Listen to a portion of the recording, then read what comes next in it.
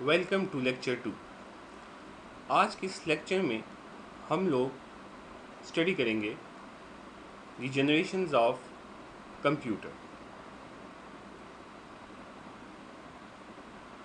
Generation جس کے معنی ہے نسل، جس طرح انسان میں نسلیں پائی جاتی ہیں اسی طرح کمپیوٹر میں بھی ڈفرینٹ جنریشنز موجود ہیں، اور یہ جنریشنز جو ہیں کیٹیگرائز کیا گیا کمپیوٹر کو جنریشنز میں on the basis of the technology.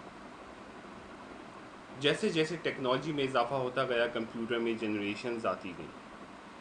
Generation کو ہم اس طرح ڈیفائن کر سکتے ہیں کہ generation in computer task is a step in technology. It's means that کہ ٹیکنالوجی میں ایڈوانسمنٹ کے ساتھ ساتھ کمپیوٹر کی جنریشنز میں اضافہ ہوتا گیا۔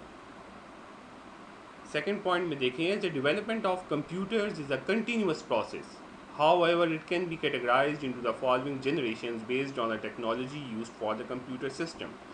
اور اسی طرح ٹیکنالوجی میں ایڈوانسمنٹ کے ساتھ ساتھ کمپیوٹر کی فیلڈ کے جو پروفیشنلز تھے، جو سائنٹسٹ تھے، انہوں نے کمپیوٹر کو ڈفرینٹ جنریشنز میں کیٹیگرائز کیا۔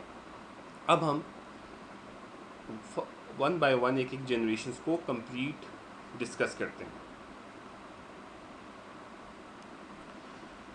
کمپیوٹر کی جو فرسٹ جنریشن جو ہے، جس کا جو ٹائم پیریڈ تھا وہ 1945 سے لے کر 1950 تک کا جو تھا ٹائم تھا، وہ کمپیوٹر کی فرسٹ جنریشن کہلاتا ہے۔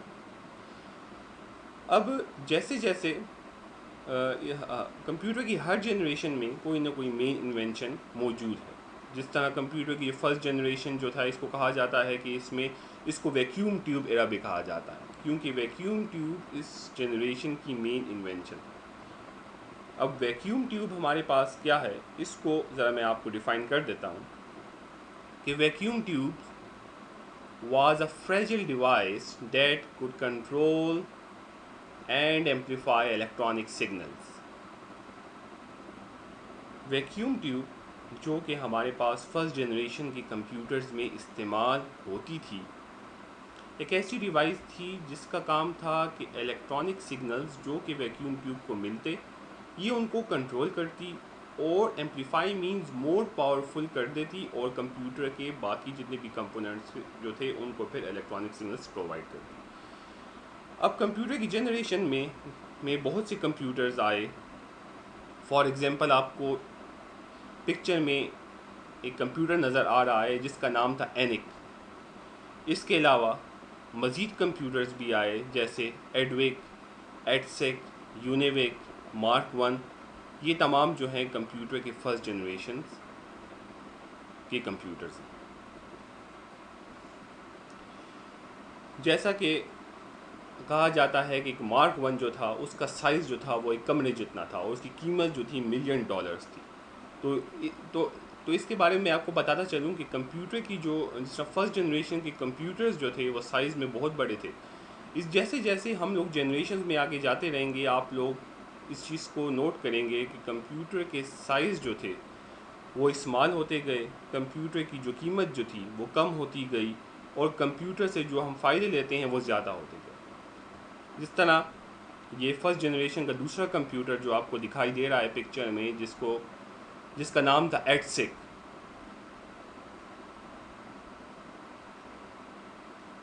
اب ویکیوم ٹیوبس کی پکچر بھی آپ دیکھ سکتے ہیں، یہ ویکیوم ٹیوبس تھیں جو فرسٹ جنریشن کی کمپیوٹرز میں استعمال ہوتی تھی۔ اب فرسٹ جنریشن کے بلکہ ہر جنریشن میں کچھ ایڈوانٹیجز اور کچھ ڈس ایڈوانٹیجز پائی جاتی ہیں، جس کو میں ہر جنریشن میں آپ کو ایکسپلین کر دوں گا۔ جس طرح فرسٹ جنریشن کے کمپیوٹرز کے بارے میں اس کے ایڈوانٹیجز ہیں کہ these computers were the fastest calculating devices of their time which could perform computations in milliseconds۔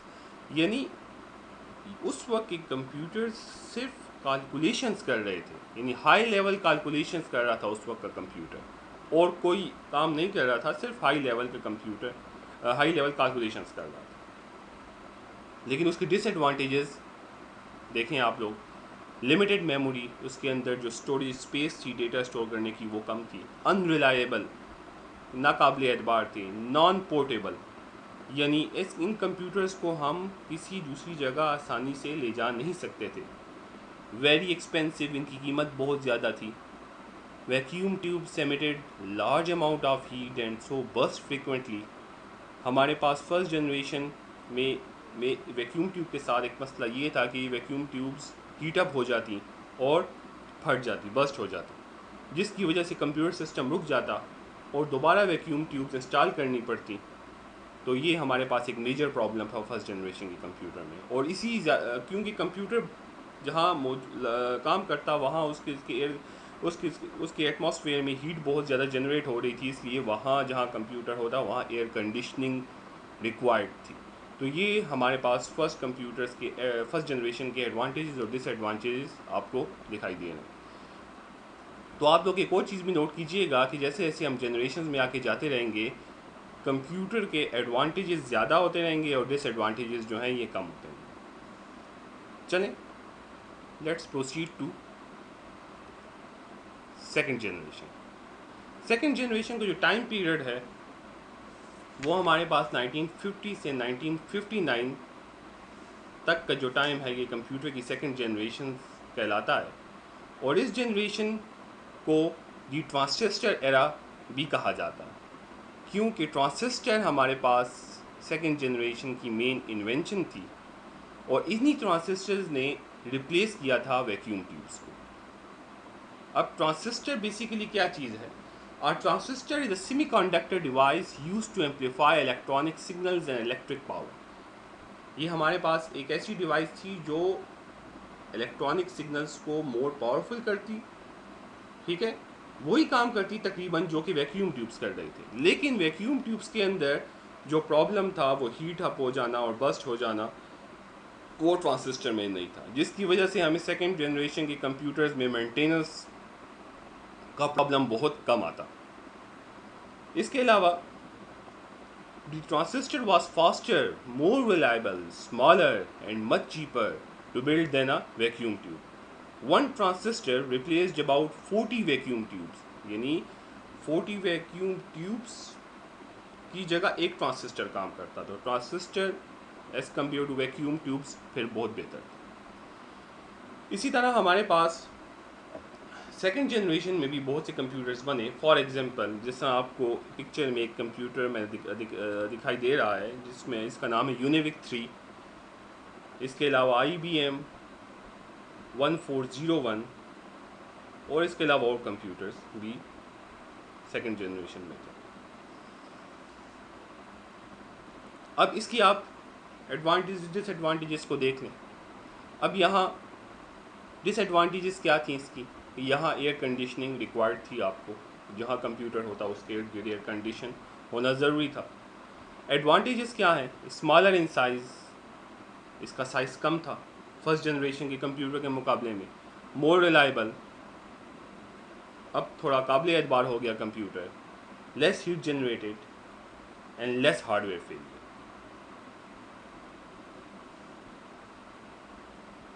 Now we discuss third generation جس کا ٹائم پیریڈ تھا 1960 سے 1969 تک کا جو ٹائم ہے یہ کمپیوٹر کی تھرڈ جنریشن کہلاتا ہے. اور اس کی مین انوینشن جو تھی وہ تھی انٹیگریٹڈ سرکٹس یا IC، جو کامن آج کل بھی آپ کے بہت سے الیکٹرانک ڈیوائسز میں اس کا استعمال ہو رہا. پکچر میں آپ کو IC بھی دکھائی دے رہی ہے. اب IC بیسیکلی کیا چیز ہے؟ The integrated circuits, ICs, are the collection of many electronic devices like transistor on a single chip of silicon. یعنی بہت سی ٹرانزسٹرس کو کمبائن کر انٹیگریٹڈ سرکٹ ICs بنا دی گئی. اور یہی ICs کی انوینشن سے آپ کے کمپیوٹر کا سائز مزید کم ہو گیا.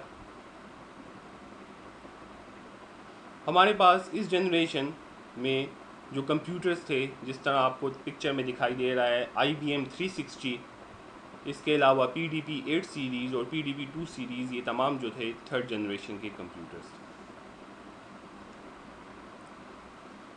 اس کے ایڈوانٹیج اور ڈس ایڈوانٹیجز کو ذرا دیکھ لیں. اسمالر ان سائز، ایڈوانٹیجز کو فرسٹ ڈسکس کر لیتے ہیں. Smaller in size than previous generation computers, less electrical consumption, more reliable and fourth one is less hardware failure. Disadvantages جو تھے کیا تھے؟ Air conditioning required, and second is highly sophisticated technology required for the manufacture of I C chips.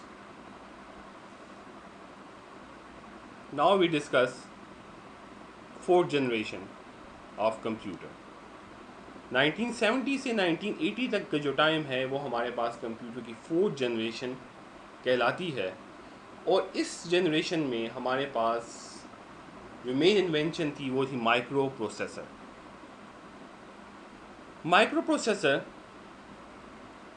کیا تھا؟ جس کو ہم ابھی بھی کمپیوٹرز میں آپ کو مائکرو پروسیسر ملتا ہے, جس کو آپ دیکھ سکتے ہیں, پکچر میں مائکرو پروسیسر دکھائی دے رہا ہے. Micro processor itself is a small computer capable of performing arithmetic and logical operations. یہ ایک ایسی چپ ہے جو کہ arithmetic and logical operations perform کر سکتی ہے.